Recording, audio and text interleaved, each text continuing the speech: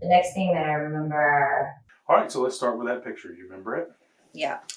It's pretty much just a shadow person standing behind me.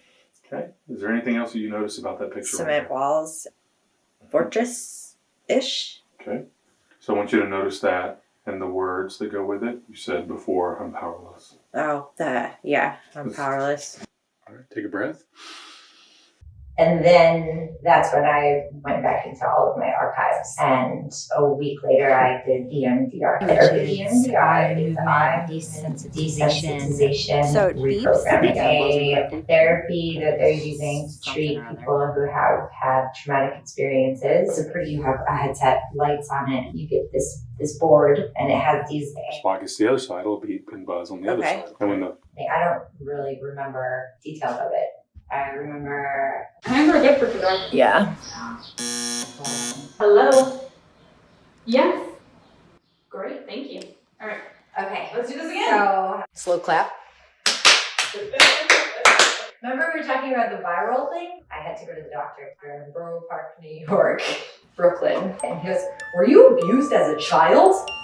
And I was like, oh my God, no, I was abused as an adult. My first memory is... my aunt Lisa died in a plane crash. That was flight 255 that crashed at Metro Airport 1 month before my 7th birthday. Usually when people die, you don't have to watch it on the news over and over again. I remember I wouldn't go to sleep that night. I kept screaming and crying. My grandma tried to put me to bed. I remember running in the door and she hung up the phone on the wall and she said, your mom has something really sad to tell you when you get home. Auntie Lisa's not coming back. He got rejected me. I was weird. I was addicted a lot of drugs. Partied a lot. We lied a lot. We got busted a lot. Broke up with me. Broke up madly in my life. So it's so funny and so smart and so talented. All of these swept me up maybe 9/11/2001. His birthday is September 11th. We went to lunch that day. And I should have realized this one red flag when I said, happy birthday. They ruined my birthday. Like, this is my birthday. How dare they ruin my birthday? So I should have realized that was a red flag, but that's when, like, the grooming. So I was going to school, and then he lied to me. He told me that the building that I worked at was on fire. So he got me to the building, and it wasn't on fire. And then he proposed to me, and I said yes. And then shit got real. A lot of the memories that I have from it are so fractal. I learned later when I went back into all of my journals and all of my own art, I would write about, I love photography school, I love this, I can't wait to publish a book, I can't wait to do this, I'm so glad my neck doesn't hurt, that my shoulder doesn't. I didn't even realize that I was writing these things consciously. They were just kind of there in my journals, and I never realized the significance of the things that he would do.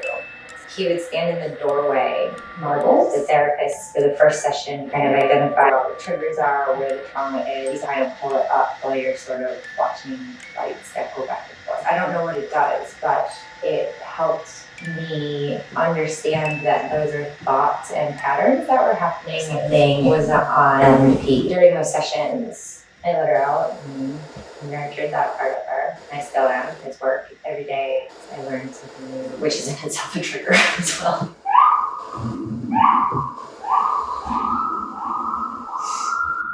people are stomping up the stairs, I still freeze. But the worst part, the worst thing ever, he would slam me against the wall and he would punch the wall really hard next to my face. He would stalk me all the time. He would flip a coin, see if I was telling the truth, which literally just destroyed my truth. I still doubt myself. I still gaslight my own self. Threats. Like, one of the first things that he did was take naked pictures of me. With my engagement ring, it used to cut my finger all the time because he would hold my hand so tight that it would cut my finger. This is all stuff that you shouldn't take out on somebody else. I was so devoted. Grew up with, like, my parents, a stable foundation of family. My family is super close still, regardless of our. But my family is there. They're supportive and they're there for me. They don't understand that I went through this stuff, and I told my mom and I canceled our wedding. She didn't believe me, so then I didn't believe myself. After it was over, I was going to talk about the worst. I used to wake up to him. It was definitely not the concept of making love. It was rape, and I didn't realize that I was being raped by the person that I was supposed to marry. And he used to tell me just to kill yourself. And why don't you just go kill yourself? I listened. I submitted. It was BDSM with no safe word, and I didn't even know what BDSM was. He filmed us having sex, and he kept it. You know what's going to happen to this if you ever cheat on? Oh, and then the other stuff that he what was the question? So that's a traumatic thing. My trauma queen. Right after the therapy sessions, I realized I had this girl, this other persona, this reckless persona who I rejected, ghost that was sort of living inside of me. I mean, I can say these things that they can come up.